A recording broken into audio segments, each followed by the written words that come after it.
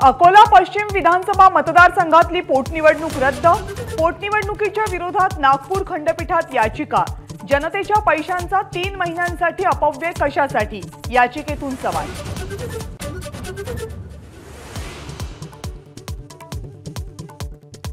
शिरूरचे माजी खासदार शिवाजीराव आढळराव पाटील यांचा राष्ट्रवादी काँग्रेस पक्षामध्ये प्रवेश।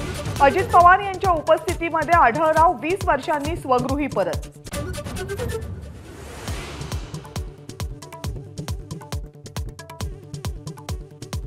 रायगडमधून सुनील तटकरेंच्या नावाची अजित पवारांकडून घोषणा। महायुतीच्या जागा वाटपाचं चित्र 28 मार्चला स्पष्ट होणार, अजित पवारांचं वक्तव्य।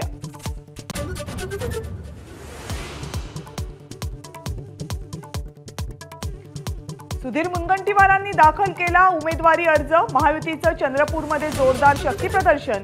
फडणवीस आणि बावनकुळेंचा विरोधकांवर हल्लाबोल।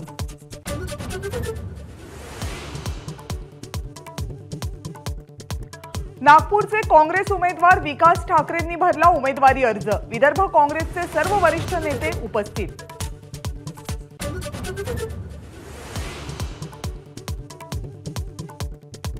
वंचित बहुजन आघाडीला आता महाविकास आघाडीचा 4 ऐवजी 5 जागांचा प्रस्ताव।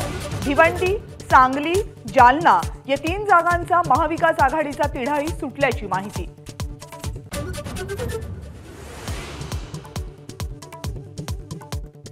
शिवसेनेचा दक्षिण मुंबई, ठाणे, शिर्डी आणि नाशिक या लोकसभा मतदारसंघांवर दावा कायम।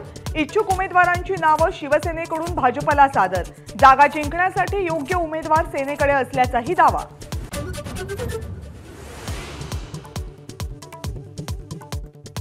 विजय शिवतारेंना शिवसेना पक्षशिस्तभंगाची नोटीस पाठवणार। पक्षादेश मानला नाही तर हकालपट्टीची शक्यता। शिवतारे निवडणूक लढवण्यावर ठाम।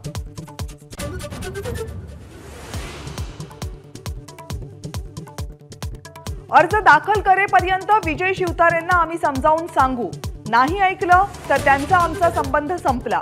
शिवसेनेचे प्रवक्ते संजय शिरसाट यांचं मोठं वक्तव्य।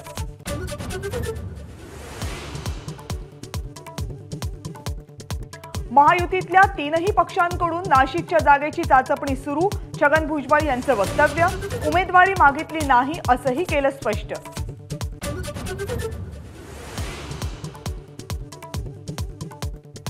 साताऱ्यामध्ये उद्या उदयनराजेंचा भव्य सत्कार सोहळा। साताऱ्याच्या जागेचा आग्रह अजित पवार गटानं सोडल्याची शक्यता। बदल्यामध्ये नाशिक मतदारसंघाची मागणी केल्याची चर्चा।